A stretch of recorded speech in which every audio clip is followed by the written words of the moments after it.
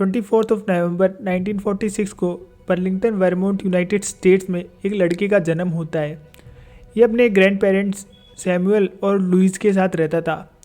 बचपन से ही एक चीज़ जो इस लड़के में थी वो थी एनिमल्स के साथ क्रूअल्टी और बुरा बर्ताव। उसके पड़ोसी बताते हैं कि कभी वो किसी बिल्ली को पकड़ता और उसे कपड़े सुखाने वाली रस्सी पर लटका देता और उस पर कोई लिक्विड डालकर आग लगा देता। उसके पड़ोस के लोग कुछ ऐसी चीज़ें उसके बारे में बताते हैं। ऐसी चीज़ें करना उसके सैडिस्ट बिहेवियर को दिखलाता था। जब ये लड़का बड़ा होता है तो इसे दोस्त बनाना अच्छा नहीं लगता था। उसे समझ ही नहीं आता था कि लोग दोस्त बनाते क्यों हैं। अपनी टीनेज लाइफ में इसे क्राइम नॉवेल्स और जैसी चीज़ें अट्रैक्ट करती थी। फिर इसके कॉलेज के दिनों में से एक लड़की से प्यार होता है, पर इसके इमेच्योर बिहेवियर और लैक ऑफ एम्बिशन की वजह से वो इसे छोड़कर चली जाती है। फिर 1974 की एक रात सिएटल वॉशिंगटन में एक लड़की के अपार्टमेंट में घुसकर उसका रेप कर उसका मर्डर देता है।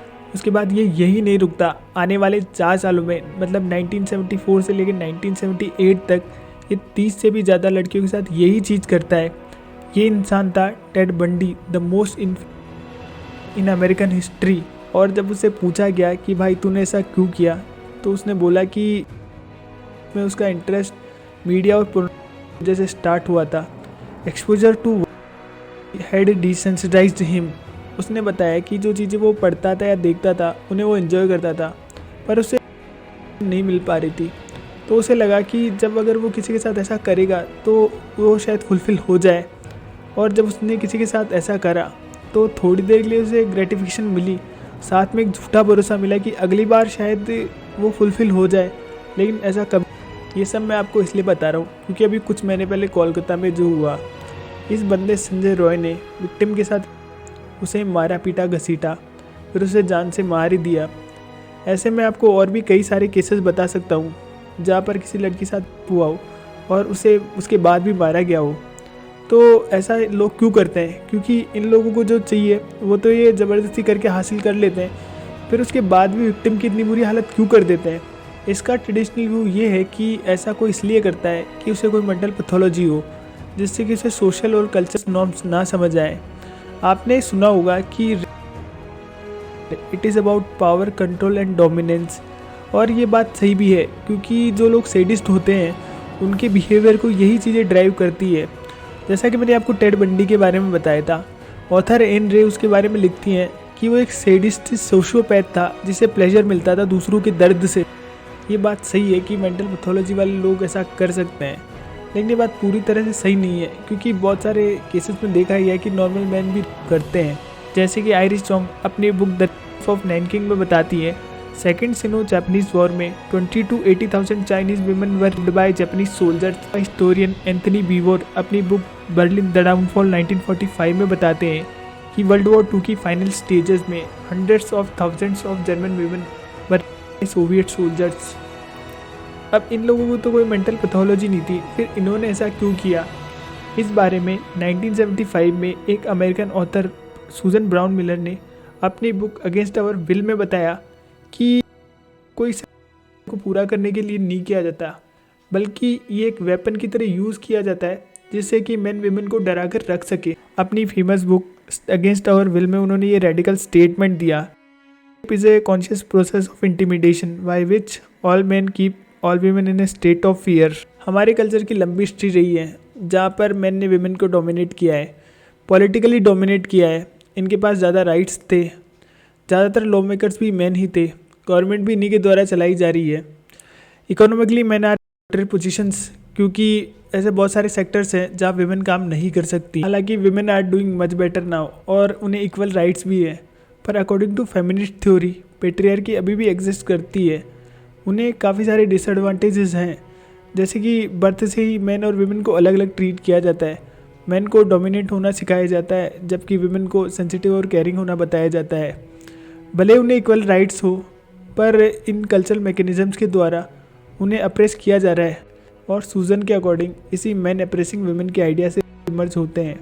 उनके कहने का मतलब ये है कि इससे मैन अपनी बात मनवा सकता है कि देख अगर तूने ऐसा नहीं किया तो तेरे साथ ऐसा होगा। जैसा कि मैंने आपको इससे पिछले वाले वीडियो में बताया था, मेल्स के कंपैरिजन में फीमेल्स ज़्यादा चूजी होती हैं पार्टनर चूज़ करने में।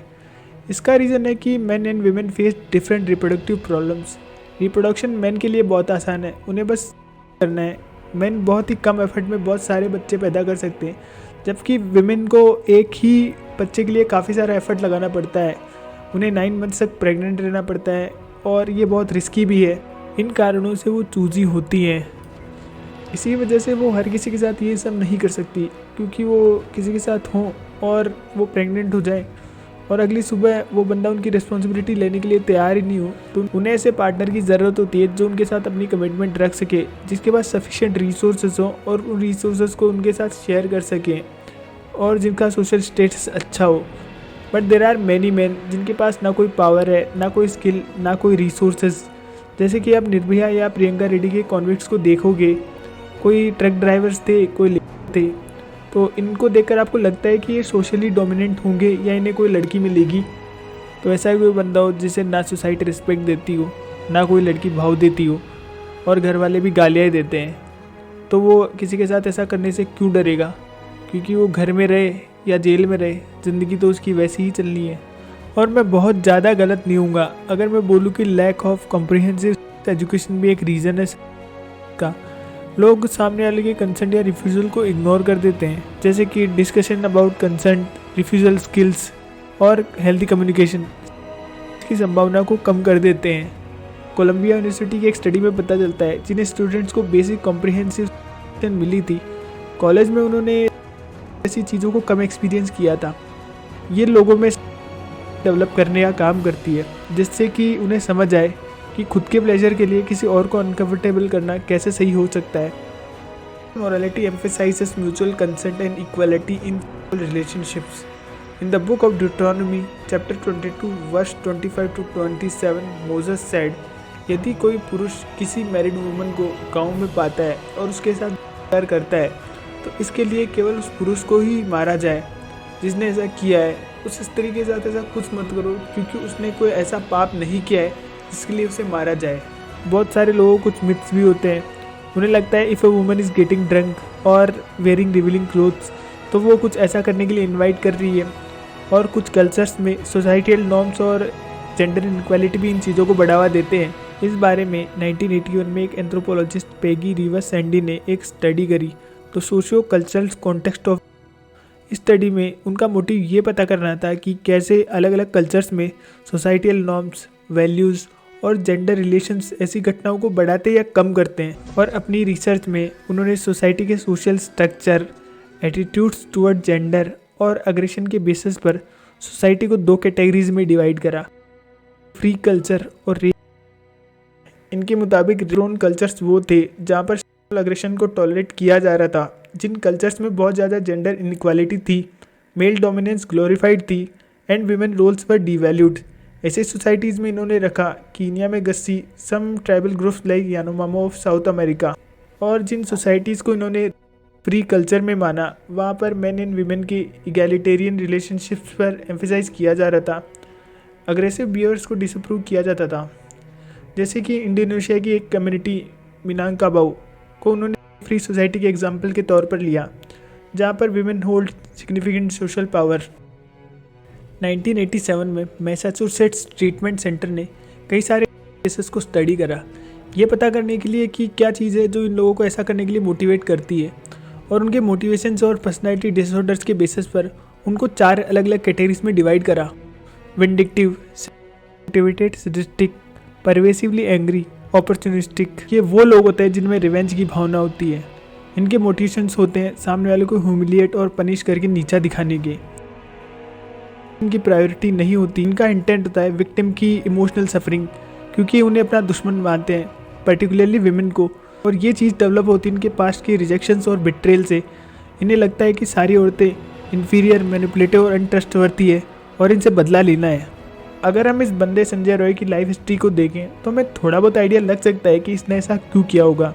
इसका एक बार डिवोर्स हो चुका था, इसकी वाइफ ने भी इस पर डोमेस्टिक वायलेंस का केस कर रखा था और वो अपनी दूसरी वाइफ को भी मारता था। इन सब के अलावा जब एक औरत आर्जिकर मेडिकल कॉलेज में अपने बच्चे को दिखाने आई थी, तब उसने उस औरत की हेल्प करी थी। बाद में उसे ब्लैकमेल करने लगा था कि तुम उससे मिलने आओ, उससे गंदे मैसेजेस करने लगा था।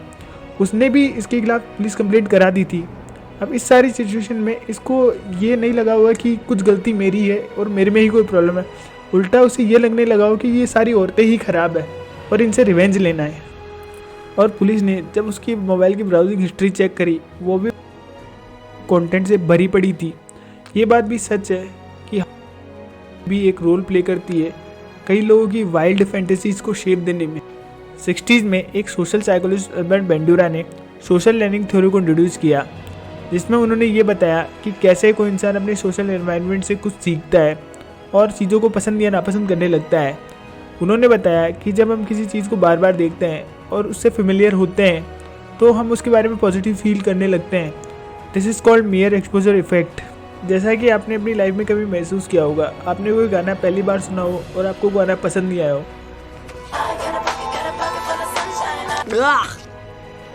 Worst song ever.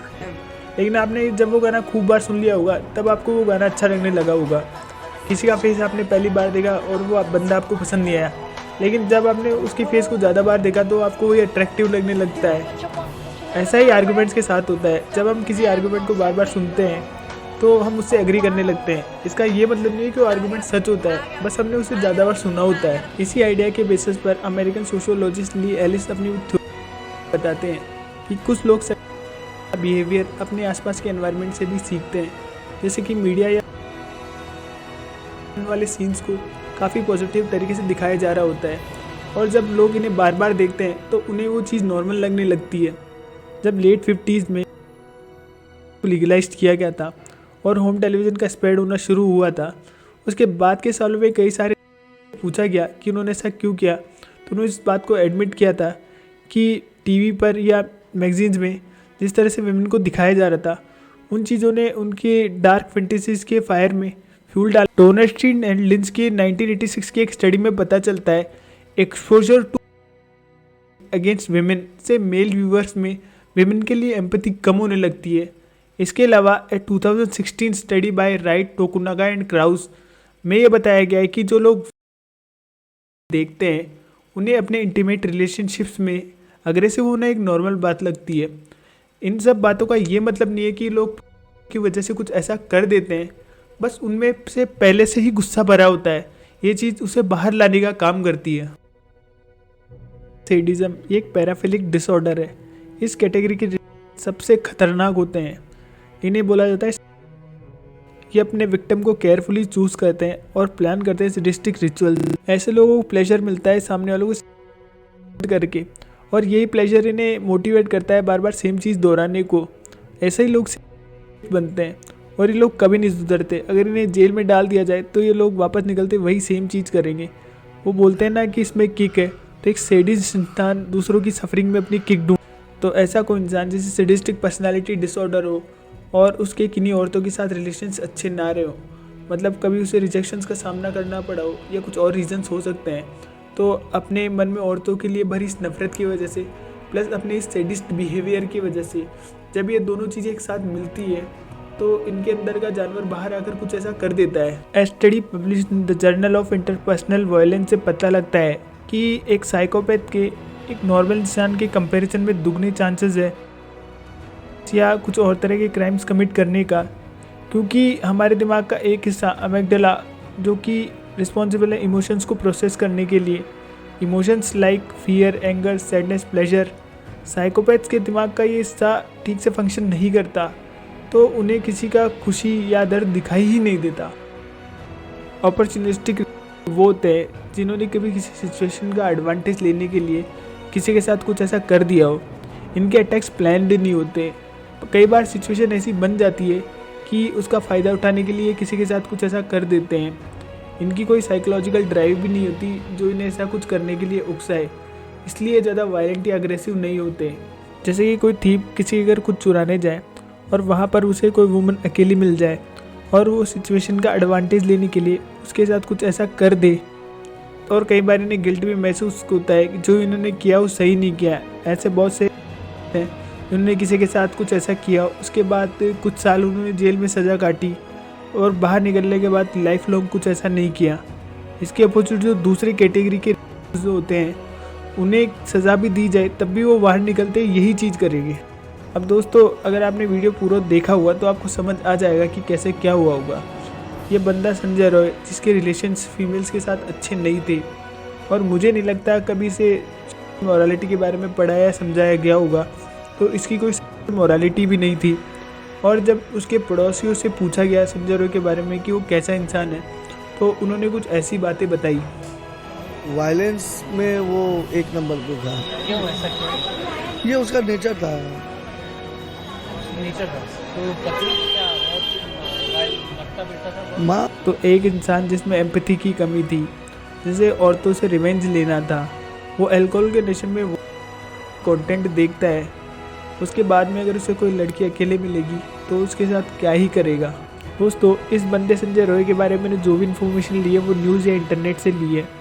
अब उसमें से क्या सच है क्या झूठ है ये वेरीफाई करना थोड़ा सा मुश्किल है, क्योंकि अभी भी कुछ भी प्रूव नहीं हुआ है और कई बारे में जो दिखाया जाता है न्यूज़ में वो सच नहीं होता।